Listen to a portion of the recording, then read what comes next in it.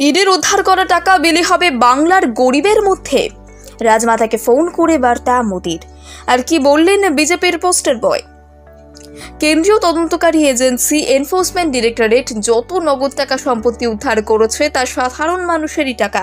সাধারণ মানুষের থেকে লুট হওয়া সেই টাকা সাধারণ মানুষের মধ্যেই বিতরণ করা হবে। বিজেপি প্রার্থী রাজমাতা অমৃতা রায়কে ফোন করে তেমনটাই জানালেন নরেন্দ্র মোদী। এমনকি লুঠের টাকা বিতরণ করার বিষয়টি নিশ্চিত করতে নিজেই উঠে পড়ে লেগেছেন মোদী।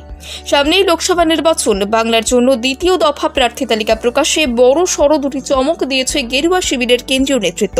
একদিকে বসিরহাট লোকসভায় প্রার্থী পদে বসেছেন সন্দেশখালীর ঘটনায় প্রতিবাদী মুখ হিসেবে দাবি করা রেখা পাত্রকে, অন্যদিকে কৃষ্ণনগরের বিজেপি প্রার্থী করা হয়েছে রাজমাতা অমৃতা রায়কে।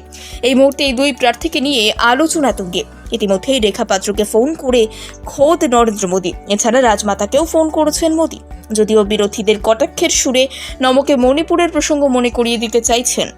রাজমাতাকে ফোন করে নরেন্দ্র মোদী প্রচার কার্য কেমন চলছে সে বিষয়ে জানতে চাওয়ার পাশাপাশি ইডির উদ্ধার করা টাকার প্রসঙ্গ তোলেন।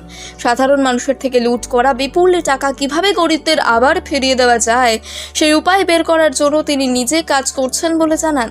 সে সংক্রান্ত যেসব আইনি বিকল্প রয়েছে সেসব খতিয়ে দেখছেন বলে জানান বিজেপির পোস্টার বয়।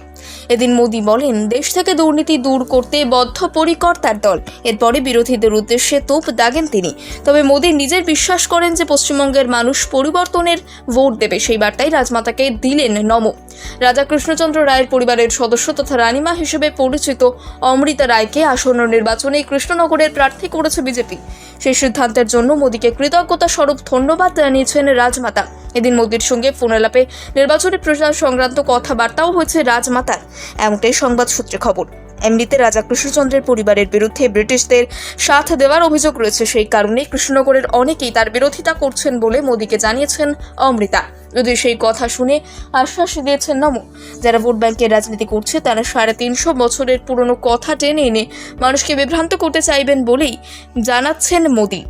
তবে ভোটের মুখে নমোর এই ফোন কল নিঃসন্দেহে তাৎপর্যপূর্ণ বলে মনে করছে রাজনৈতিক বিশেষজ্ঞ মহলের একাংশ।